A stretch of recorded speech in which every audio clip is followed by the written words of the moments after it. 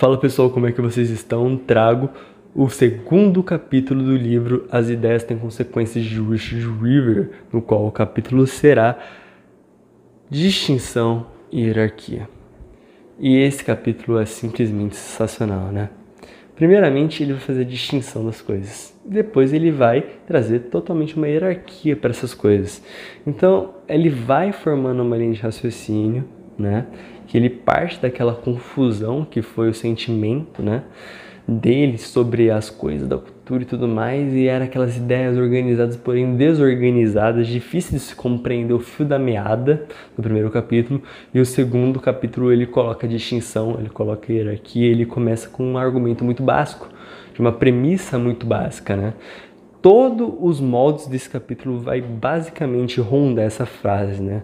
Se a sociedade é algo que possa ser compreendida, ela deve ter uma estrutura. Se ela tem uma estrutura, ela deve ter uma hierarquia. Antes de continuarmos, pediria para que você se inscrevesse no meu canal, colocasse o like, compartilhasse aí, né? Para quem gosta desse livro, se já escutou alguém falar sobre esse livro. Lembrando, esses vídeos aqui do canal não é uma síntese do livro Ideias Têm Consequências de Richard Weaver. É basicamente uma análise, uma interpretação que eu tive, que eu estou colocando aqui no meu canal, como modo de estudo meu e também trazendo as minhas ideias. Não é para concordar com o que o Richard Weaver disse, não. Não é nem para ser crítico ao ponto de vista de Richard Weaver. É para casar ou juntar o útil ao agradável, né? Eu estou querendo estudar, estou falando aqui as ideias, essas ideias estão se consolidando na minha mente e perfeito. É isso, né? Assiste quem quer. Eu acho interessante, na verdade, todas essas análises aqui que a gente está fazendo. Mas, né, fica de gosto aí de cada um. Essas análises vão continuar para todos os livros aí que eu passar a ler, né? Vou ler mais devagar, mais tranquilo, pô, sem pressa. Tenho tempo ainda nessa minha vida, então sem pressa, pô. Vamos lá, fazendo uma análise capítulo por capítulo, lendo, destrinchando, tentando entender. É difícil mesmo, não tem pra onde fugir. Mas, voltando ao livro, né? O que acontece, né? Sobre as distinções que ele vai ter. Porque esse é um dos principais motivos, né? As pessoas não conseguem reconhecer as coisas diferentes. Tudo é meio que igual, né? E aí, como que fica essas coisas se a gente não fizer distinção? Então, sobre as distinções, né? Será que o homem deseja viver em uma sociedade em uma espécie de comunidade animal? Ele começa a trazer as distinções aqui de valores mais elevados. Que é essa questão que havia sido dito no primeiro capítulo, que eu falei que reforçava muito o argumento para a gente não salvar o Ocidente, né? Para a gente não salvar a cultura, deixar que se lasque, mas talvez na época dele tinha algum ponto ainda que ele achasse que poderia voltar, retroagir, mas realmente tá difícil, ele vai ratificando cada vez mais, que as pessoas estão cada vez menos racionais, cada vez mais sentimentais, mais emocionais, mais sensoriais, seria a palavra mais adequada aqui nesse contexto. Então o que fazer, né? Porque daquela época para cá só piorou, só progrediu mais, né? Essa que é a grande verdade, progrediu. A ideia que ele traz, né, no livro Ideias Têm Consequências, lá no prefácio ainda, de que esse progresso, né, essa ideia de progresso infinito e que sempre vai ser para melhor, na verdade, né, já é uma ruptura muito grande do autor para a época no qual ele estava escrevendo, né? Então, todas essas ideias aqui, elas começam a ser trabalhadas, começam a ser maturadas. Então, ele coloca essa distinção. O que é mais importante para você? As sensações, os desejos nessa comunidade animal, porque é isso que evoca a carne, é o mesmo que você ser um bicho. Se você só é carne, você é um bicho. Não é nada de diferente de um bicho. Ou você trazer um ponto de transcendência maior para as questões da razão, para as questões da espiritualidade, fazer de fato uma sociedade. O que as pessoas querem. E aí eu respondo firmemente para você. O pessoal quer barbárie, quer bagunça, entendeu? Quer progressismo mesmo, e é isso, quer bagunça. Não tem jeito, salvação individual. Se você não quer isso, você não é a maioria. Então fica aqui nesse canal e continue ouvindo, para que você possa construir e constituir uma moral mais elevada. É isso que eu tento fazer aqui. A ética, ela é apenas uma. Eu não estou interferindo em ética nenhuma. Você deve seguir a ética absolutamente, valores justos, né, que são universalizáveis, só que tem coisas, entretanto, que não conseguem ser universalizáveis, que são boas. São distinções boas. Então, deveriam ser praticadas pelas pessoas. Só que isso foi se perdendo. Então, volte a isso. Volte a buscar esses bons valores, essas virtudes. Ah, mas as virtudes não são mais operacionais. Se antes eu estivesse numa tribo, né, que nem você falou no primeiro vídeo, aí sim, beleza, eu ia tentar ser uma pessoa virtuosa, porque aí eu estaria na luta. E você não está na luta hoje? A vida é sofrer, a vida é dor, né? A água tá batendo na bunda a todo momento. Então, se você for virtuoso, você vai ver que as coisas vão começar a melhorar. Pô, é aqueles negócios que é absurdo, né? É só fazendo pra você crer. Ah, mas é cansativo, muito, exaustivo demais. É muito difícil ser uma pessoa boa, principalmente nos dias de hoje. Mas é isso, é a distinção. Você quer o quê? Ser animalzinho ou ser uma pessoa racional, uma pessoa que tem controle sobre si mesma, que busca salvação? Eu já digo, a salvação individual. Fica o vídeo de alerta, né? E não é um alerta só pra você, é um alerta pra mim mesmo. É pra eu sempre, sair do trilho, colocar no eixo de volta. Porque isso tem que ser feito. Você tem que ser colocado no eixo. Então ele coloca essa preposição. E sobre a hierarquia, né? Começo das críticas de forma de um ponto, de uma forma de poder vigente, né? Ele vai falar sobre a democracia. Sim, naquela época, ele já vai ter essa coragem, né? Se hoje você fala da democracia, vem um carequíssimo da República, né? Espero que isso não dê problema. E aí fica doido com você. E naquela época, o que será que acontecia, né? E o cara tava lá, ferrenhamente criticando. Entretanto, né, país civilizado dele. O nosso aqui é a selva total. Então, vamos ver o que ele falou sobre a democracia, né? O homem, depois de desenvolver sua visão metafísica e tornar-se capaz de ter sentimentos racionais, passa a identificar duas bases de elevação, o conhecimento e a virtude, se é que não formam uma base apenas. Mas esse é o problema não que precisa ser resolvido aqui. O homem bom, aquele que é fiel aos sentimentos justos, sempre foi o administrador natural da autoridade.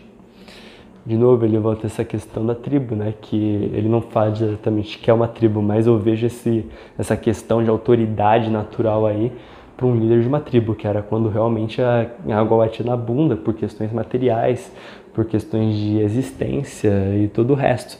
Todas essas tendências, esses sentimentos aqui que nós temos, né? De existência que eu estou fazendo da minha vida, também provavelmente rondava aquelas tribos, né? Não com a intensidade que ronda a gente hoje, porque hoje a gente tem muito tempo livre, essa é a grande verdade. E a gente está sempre conversando sobre esses assuntos. Mas nas rodas de conversa você acha que não tinha isso? Na roda de fogueira, o que era, senão essa questão da questionamento da existência, né? Essas histórias sendo contadas, compartilhadas, sendo ridas, né? Sendo vistas, assistidas, sendo memoráveis para essas tribos, fazendo com que eles relaxassem, dormissem, fizessem esquecer um pouco dessas ideias, talvez, né? É tudo muito bonito, mas foi lá que tinha esse poder, né? Essa autoridade desse administrador, nessa época aí. E aí depois que aconteceu, virou democracia. Você aí que gosta de democracia, a grande questão que sempre vai permear a democracia é que não tem pessoas que são capacitadas para governar uma nação tão grande. Essa que é a grande verdade. A centralização do poder sempre vai fazer com que, por exemplo, os representantes se afastem do povo. Brasília foi feita, né? A Versalhes Tupiniquim, né? Da terra de Tupi. Beleza. E aí, o que acontece? O que acontece quando o governo se afasta do povo? A autoridade hierárquica, né? Quem você se espelha? E se essa atividade hierárquica ela não deve ser espelhada? Política virou um negócio sujo, né? Virou um negócio imundo. Tem mãe que prefere que o filho seja bandido do que seja político. Então, para você perceber a situação que está se formando aí, né? Essa desgraça toda, ela tá se nivelando. E antes já estava assim. Hoje em dia já está bem pior. E pode ter certeza, vai piorar. Vai piorar. Entendeu? Não vai melhorar, não vai vir um salvador da pátria que vai conseguir reformar a democracia para que ela melhore. Estamos no Sexta República. Sexta República. Entendeu? E já está definhando, já está andando a passos devagar. Enquanto o Império a gente teve 50 anos. Né? Porque é uma coisa mais centrada, mais organizada, que a distinção de poder, ela não era feita por um imperador, porque o imperador sábio, ele sabe que ele vai ter que dividir o poder, então vai ter que descentralizar. Só que ele vai descentralizar não para um monte de gente inútil, incapacitada, não, ele vai descentralizar para pessoas que sabem realmente mandar, que tem essa vocação para ser um líder. E aí vem as questões de vocação, por exemplo, que Platão falava em sua obra, que tem pessoas que têm vocação para, por exemplo, ser líderes, para ser políticos. Tem pessoas que têm vocação para ser guerreiro, tem outras que têm vocação para ser camponês. As pessoas realmente elas vão ter vocação. E é difícil encontrar a vocação sua, principalmente com os modos acadêmicos hoje em dia, né, de escola. Como você descobre que você é bom, por exemplo, em música se você não tem nenhuma aula de música? Entendeu? Como você descobre, por exemplo, se você é bom em desenho, sendo que a aula de arte você tem que colar cartolina? Como você descobre, por exemplo, que você é muito bom de escrita, sendo que a sua professora de português não consegue nem avaliar o que você está escrevendo, entendeu? Porque é tanta redação, ela tá maluca lendo aquela monte de porcaria, entendeu? ChatGPT agora, então, pô, como que funciona isso? Como você percebe a sua vocação? Você tem uma vocação para oralidade, por exemplo. As poucas apresentações que eu fiz na escola, eu tive muito destaque porque eu sabia falar bem. Outras pessoas, por exemplo, da minha idade não conseguiam ter isso, então eu tinha aptidões claras para me comunicar.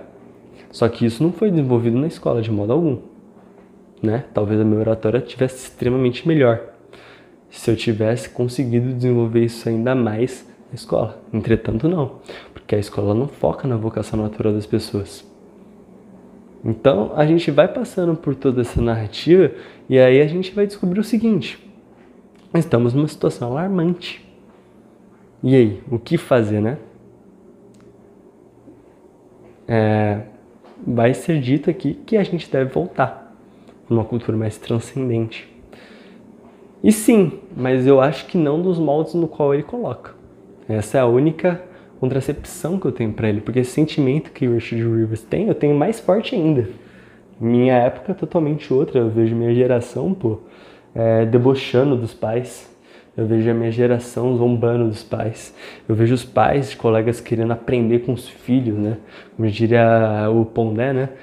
Não tem nada mais vergonhoso, mais bizonho do que isso. Os pais querem aprender com os filhos. Onde já se viu isso? Entendeu? É uma disrupção da hierarquia completamente. Ah, mas não, tem que aprender algumas coisas, eles nos ensinam tanto. Coisa nenhuma, entendeu? Coisa nenhuma. Ele viu essa coisa na escola aí, provavelmente por causa de coleguismo, provavelmente por conta de professor, e aí ele tá querendo implicar em você. E não, você tem que estabelecer ordem, você tem que mostrar quem que manda, e é isso, entendeu? É absurdo os rumos que as coisas elas vêm tomando, mas por enquanto vamos ficar nestas críticas. Não vamos nos delongar mais ainda. E aí tem a questão da ideologia, né? Já falamos da democracia. Se você ainda gosta da democracia, nenhum problema, né? Você vai ser convertido aqui a esse canal a ser um monarca, um verdadeiro imperador. Mas não precisa, né? Se quiser aí defender a democracia, vai ser risível, mas beleza, defenda.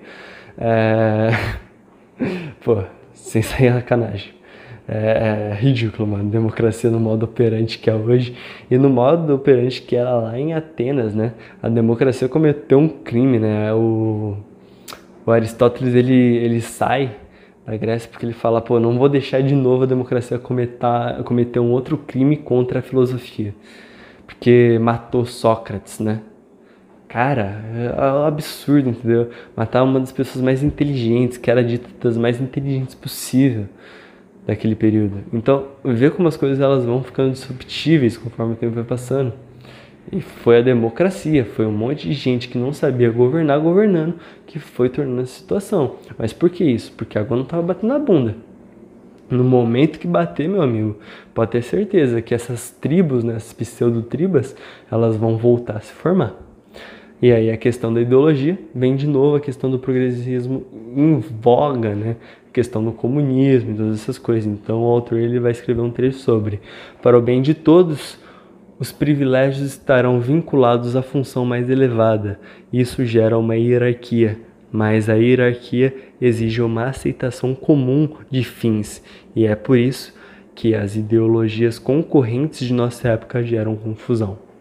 E aqui é claramente sobre socialismo, comunismo, essas coisas, né, do igualitarianismo, né, que já foram, né, ferrenhamente criticadas por muitas pessoas e também por Richard Rivers na sua obra, então não vou nem me delongar nisso daqui, pelo amor de Deus.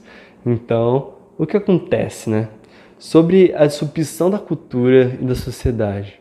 Foi estabelecida a priori pela ideologia, posteriormente manifestando-se nas formas laborais, né? Os trabalhadores, primeiramente foi ideologia. E depois que essa ideologia entrou na mente do trabalhador, porque é quem realmente importava na época, porque é para com quem estava o capital, e onde tem capital pode ter certeza que é assunto importante, então queria essa pessoal engajado, né? Entrando vários sindicatos aí nessa época. Então a falta de hierarquia dentro das várias cadeias produtivas, afirmando que todos são igualmente importantes, né? Isso daí é o ridículo do ridículo. Aconteceu, né? Sendo que não são.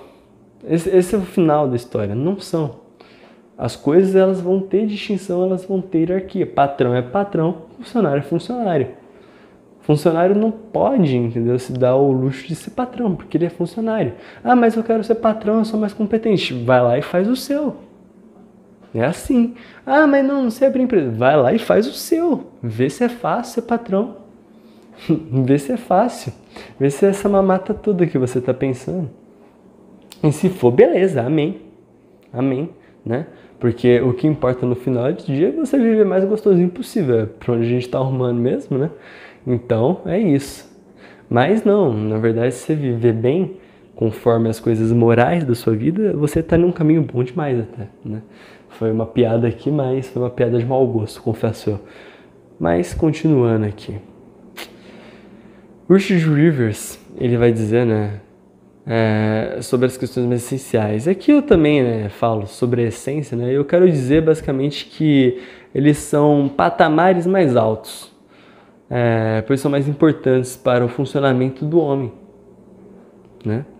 No livro é diferenciado do rei, do sacerdote, do soldado, do poeta, né? Eu acho que era o poeta ou era o lírico, sei lá, não sei quem que era, do camponês. Todos esses eram diferenciados na obra de Richard Rivers, né? Ele coloca outras implicações, mas a título de um exemplo, né? O que está realmente sendo produzido hoje em dia? Para pensar, né?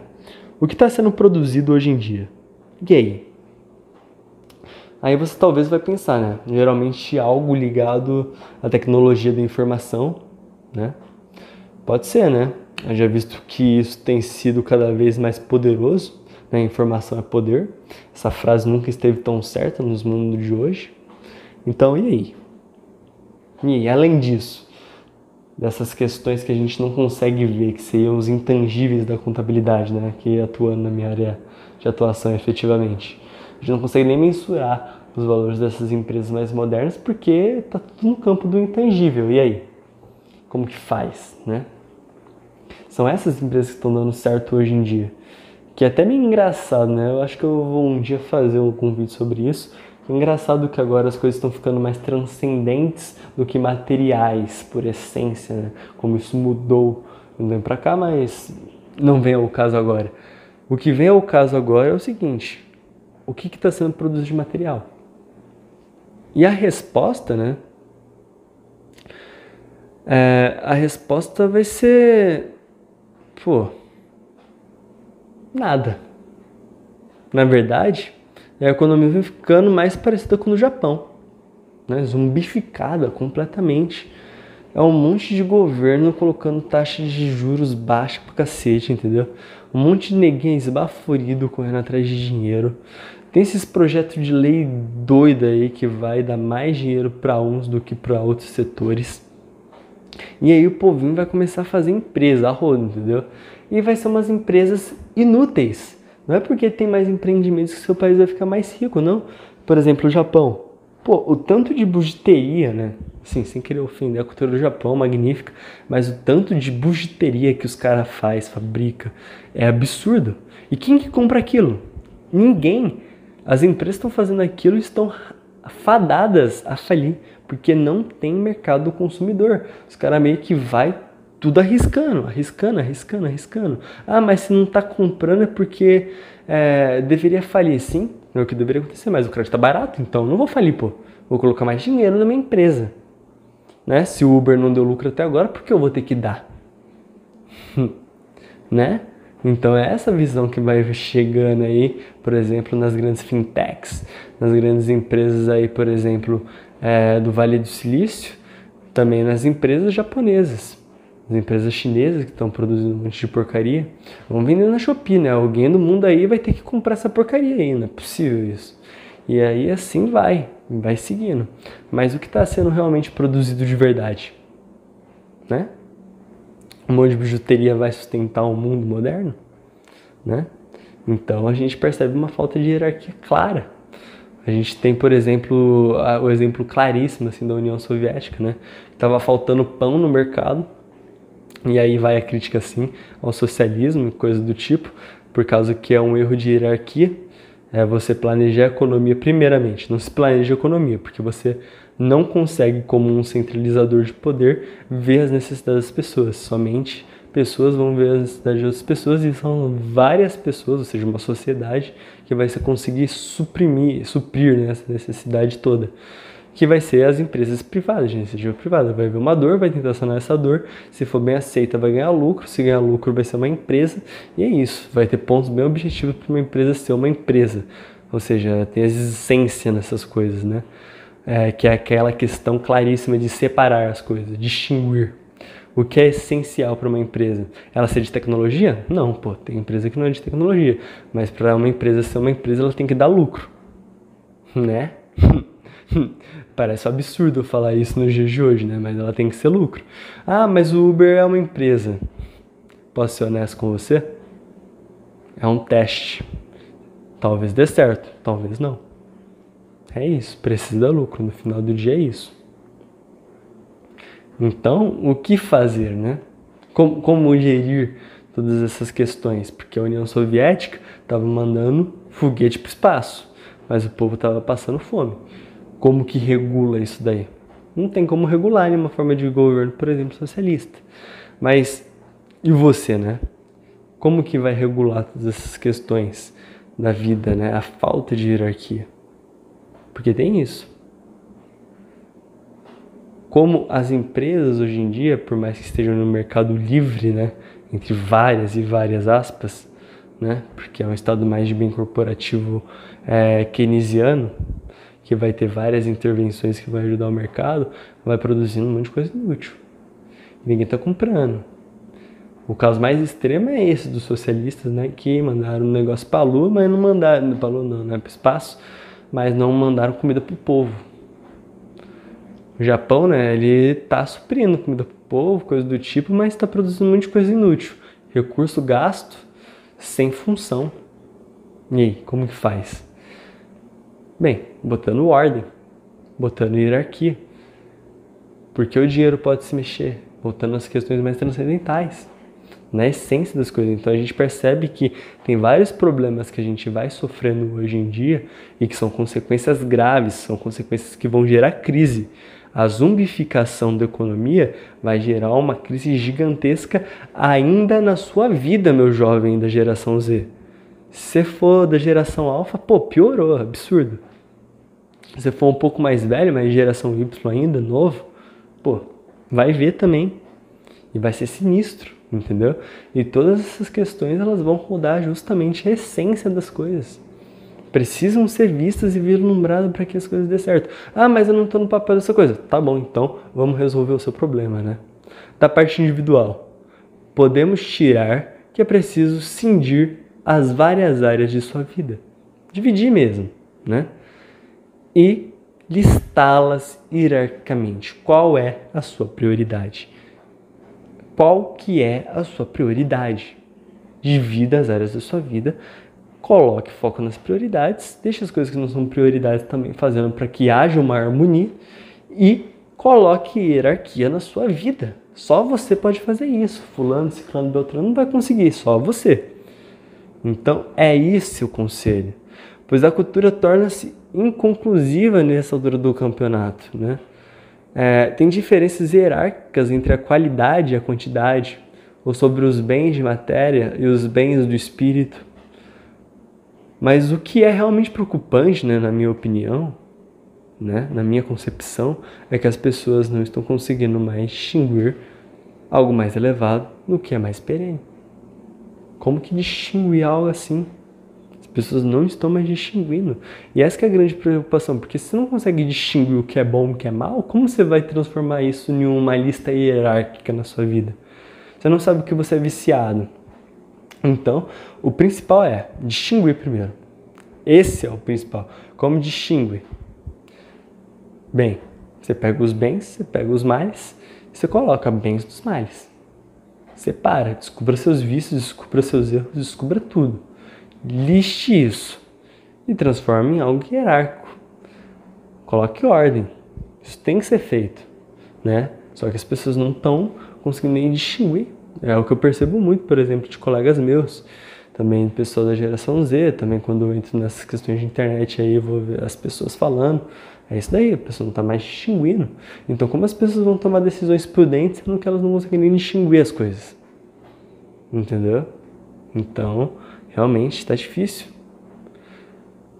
E aí, o autor, finalmente, né, vai se delongar, né, sobre o assunto da igualdade, viés ideológico, né, contra a fraternidade, que vai ser algo virtuoso.